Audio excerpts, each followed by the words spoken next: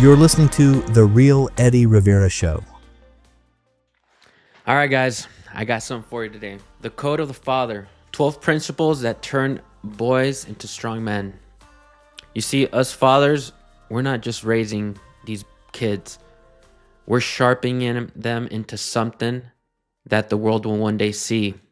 So here I'm going to share with you the 12 principles that I think will help these boys get ahead, be successful, and just be positive. In this negative world, we need boys to grow up knowing that they can do something, knowing that they have what it takes in whatever sport they want to do, whatever activity they want to do. We have to engrave that in their hearts that they're able to do this. So number one, be the example.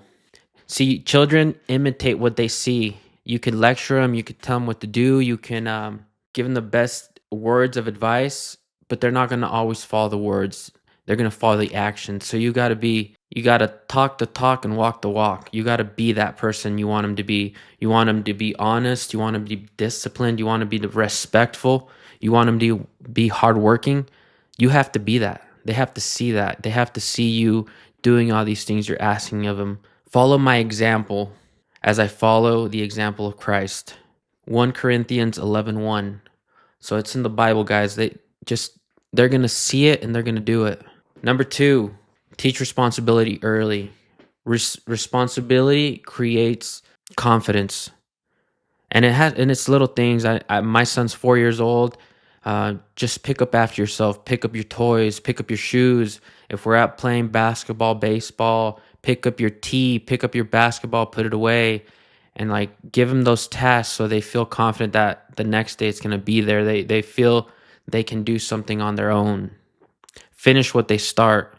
Small responsibilities prepare boys for great leadership. We got to create leaders, guys. I can't tell you enough. We got to stop following, because we have to have a mind of our own. We have to know what we want for ourselves to be happy. Whoever can be trusted with very little can also be trusted with much. Luke 16:10.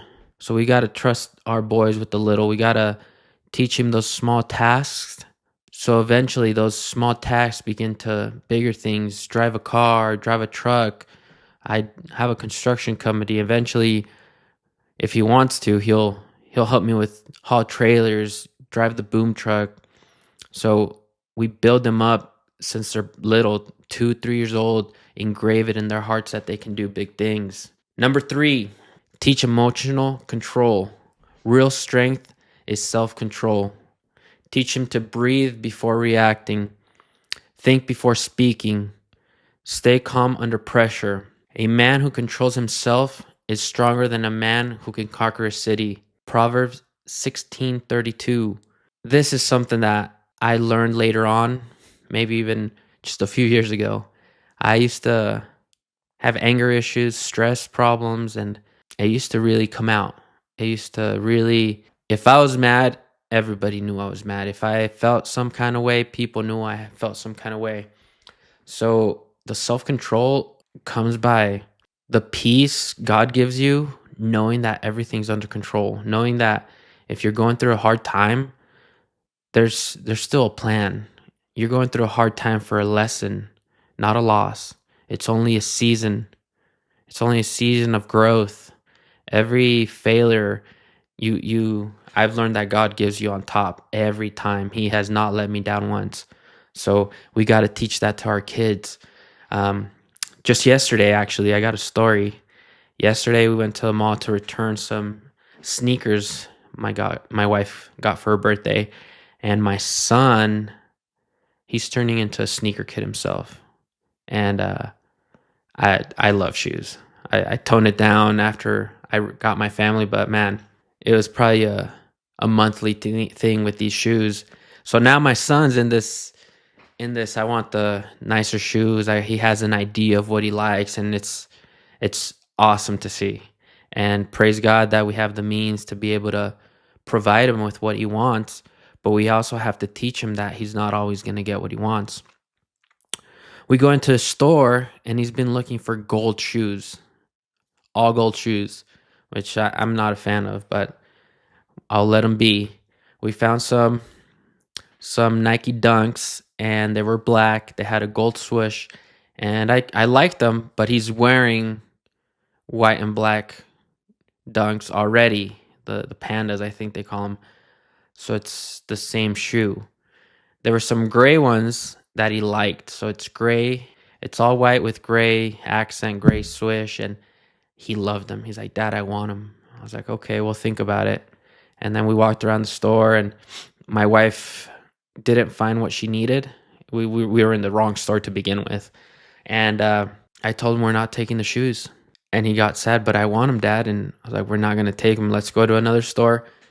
Mom needs to return her shoes. And it breaks your heart as a father telling your son no, seeing that he really wants something. That's we have to be disciplined ourselves to be able to say no. It's going to break our heart, but it teaches them bigger things. It teaches them that there's always something better. All right, we get to the store that we actually needed to go to. My wife's looking at shoes that she wants to get, and he finds these retro Nikes that, I mean, were brought back from the, I don't know, 70s, 80s, and something I don't like. And my son loved them. My wife pointed out that they weren't gold, and he said, "Yeah, Mom, they're white gold." And he tried them on, and he does this thing when he gets new shoes. He says they're fast. I'm fast, Dad. These shoes are fast. And he'll run around and try them out, and he's like, "Yep, they're the ones." And he loved them. And at that point, I couldn't tell my son 2 times. No, I couldn't tell him no 2 times. So we ended up buying these shoes, and I made it a lesson. He did want to cry earlier when we said no. We got him in the car, and he just like, Dad, I want him, I want him. And I said, no, son, we'll look for other ones. And after we purchased them, and I looked at him, and I told him, I was like, see, son, not every time I tell you no, it's gonna be because I don't want to get you something. It's because there might be something better. You had similar shoes, and now you got something that you really wanted. He's like, these I really want. These I really want. So that's teaching him something, you know? Make every opportunity at this young age a learning lesson, something that they can grow from, but they have to see it from us too. Sometimes as adults, there's things that we want to get, and we get upset when it doesn't go our way. We sometimes go to cursing or just being angry or hitting the table.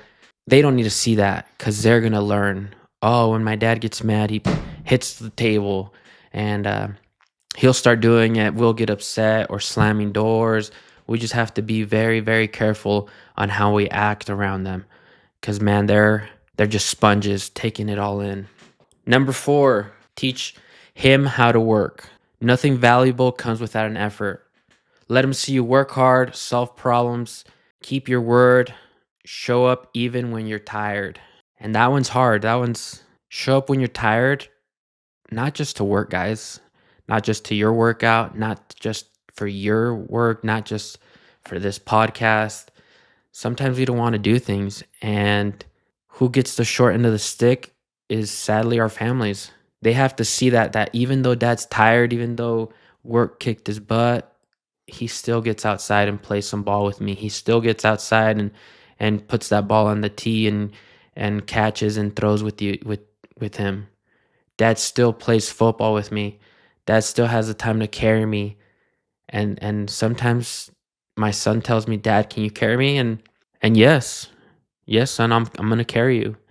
Why? Because we have kids for the rest of our lives, but we have babies.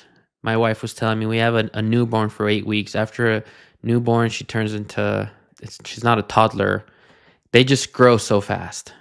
So 8 weeks, a baby, a newborn, later a toddler, later a kid, and then a young adult, and then a full-grown man. So yeah, enjoy it, guys. Even when you're tired, even when work kicked your butt, the sun kicked your butt, you're just not feeling good, show up for them.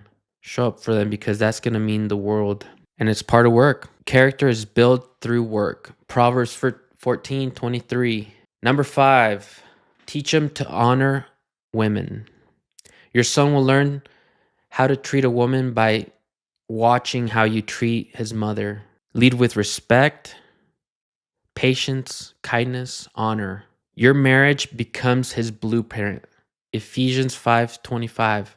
Guys, this is a deep one. This is something that, at least in my culture, the Mexican culture, it's machismo. It's I'm the man and you're gonna do as I say. I'm strong. I don't need to be tender. I don't need to be lovey-dovey. I don't need to hold my wife's hand. We need to break that. We need to start being loving. We need to start showing that affection to our wives. You'll become such a better team because of it. And to be honest, I fail in this area. Yeah, I might kiss my wife bye in the morning and she gets a honey, I'm home and a kiss, but sometimes they just want to be held. Sometimes they want you to show them off in public, hold their hand, put your arm around the shoulder. I mean, when we're teenagers, when we're young adults, we want people to know who we're dating. We throw our hands around the shoulder and yeah, you're my boo, you're my baby, you're my babe. And as we get older, they still need that, and we still need that. Us as men, we need that affection. We like that touch. It shouldn't be something awkward. I strongly emphasize, like, respect your wife all the time, and when the kids are watching, be extra affectionate, be extra loving. There's no perfect marriage. There's no perfect person. So close the door. Behind closed doors, have your arguments, have that issue, because it's something that they're gonna see, and then they might expect it as they get older. I have a 4-year-old son, 2.5-week-old daughter, and they're always gonna watch. They're always gonna see, how does dad treat mom? How does mom treat dad? My son's gonna look for a wife that resembles my wife, his mom, and sure enough, my daughter's gonna look for a man is a reflection or a mirror of me. So I as her father have to set the standards high. We set our standards. They're gonna look for something they've seen all their lives. They're gonna go for something that they're used to, they're comfortable to. So men, treat your wives like a queen, because that's what they are. You're the king, and without a queen, your empire's missing a big piece of it. Treat them like queens. Number 6, teach courage. Courage isn't the absence of fear. It's choosing to do what is right despite the fear. We all feel it, guys. We all sometimes get to the end of the month and feel that in our gut. How are we going to make ends meet? How are we going to pay that bill? How are we going to get out of this? But the courage has to be stronger than the fear, guys. We got to teach them that even when something's present, we can do all things through God. We can do it. Teach them to stand up for others, defend truth, face challenges, never quit. Joshua 1:9. Number 7, teach integrity. Men's reputation begins with honesty. Teach him, tell the truth, keep your word. Choose integrity over popularity. Character is built when no one's watching. Proverbs 12:22. The biggest one, guys, is if you tell your son you're going to play ball with him, play ball with him. If you're going to tell him you're going to show up to their game, show up to the game. If you're going to tell him you're going to have breakfast with him once a month, don't break that promise, because these kids, they look forward. The father figure is their hero, is their God, is everything to them. As they get older, we got to teach them that our God is all powerful and not from this earth. He watches over us, but as they grow up, we are that Superman, that superhero. And they're going to do what we do because dad's so strong. Dad provides. Dad loves mom. He brings me gifts. He teaches me right. Number 8, teach discipline. Discipline today creates freedom tomorrow. Build habits. Wake up on time. Finish the task. Take care of your body. Keep your commitments. Discipline becomes his greatest advantage. Hebrews 12:11. Teach faith and purpose. A man's purpose is greater than money, success, or status. Teach him faith, gratitude, humility, service. Purpose gives direction. Proverbs 3:5-6. See, guys, a man without purpose is slowly dying. a man needs purpose. Us as human beings need something to strive for, need that motivation, something to get up in the morning. Yes, our families are very, very important, but it becomes a routine. Providing just becomes a routine. It's something that man has to do because he's a man. But there's a bigger calling. There's something more. As we get older, as we get more in touch with God, He wants us to serve. He wants us to share. He wants us to build people up for His glory, not ours. And this podcast is just that. This podcast is giving me something to look forward to, something that's actually out of my comfort zone. Before I recorded this, before we started this morning, I went into prayer, I went into worship, I went to take 1, take 2, take 3, and then God said, go, record. I don't need your takes. I need your action. So take action, guys. Find somewhere where you can serve and serve with your heart. God will lead you to bigger things, but you got to start somewhere. 10, teach him to protect. Strong men protect. Teach him to defend the weak, stand against injustice, protect his family, use strength with wisdom. Protection is honor in action.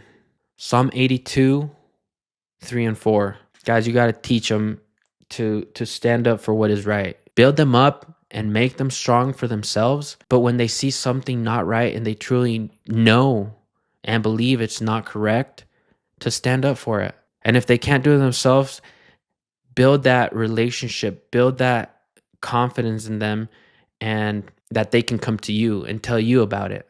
If they see something is not wrong, if someone's being bullied at school, if someone kicked some boy while he was down, if he can't do anything about it, tell him, and it's okay that he can come to you. We got to get out of that mentality that snitches get stitches. No, there's a lot of wrong in the world, and our kids have to be the light. In all this darkness, our kids have to be the light, and they have to know when they can come to dad to protect or give an opinion or just walk them through the process. Number 11, teach them to raise after failure. Don't rescue them from every hardship. Failure teaches resilience, wisdom, perseverance, humility. Every setback prepares him for a stronger comeback. Proverbs 24:16. Nothing good came from everything easy. Like there's some work that has to be done.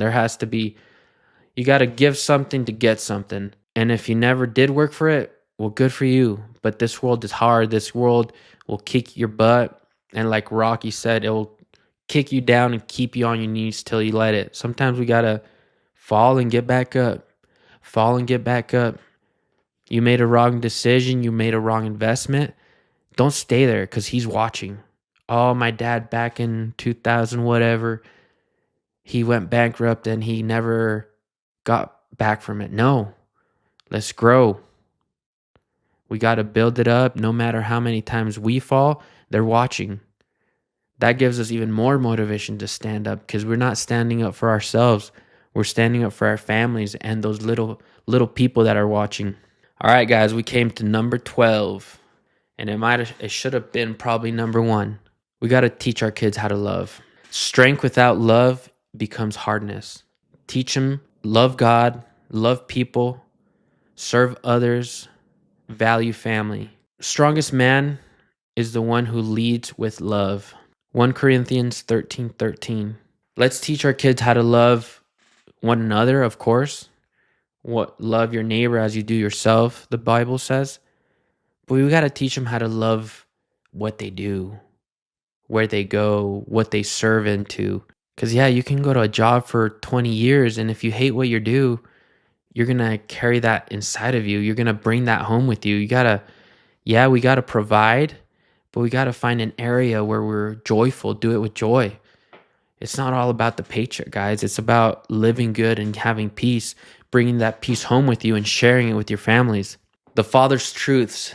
Your son won't remember every speech you gave him, but he will remember how you treated his mother, how you handled pressure, how you worked, how you prayed, how you loved. Those memories will help him become the man he grows into be. Right now, you're laying down the foundation of his identity. That's deep, guys.